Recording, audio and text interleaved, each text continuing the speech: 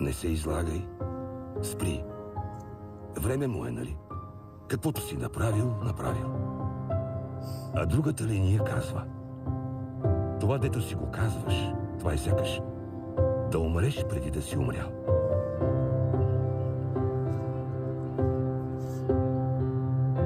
Няма такова нещо. Ти си човек.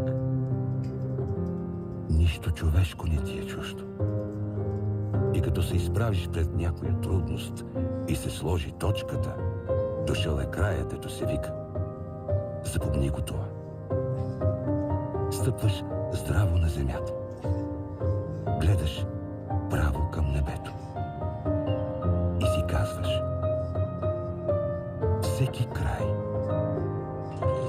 крие в себе си ново начало.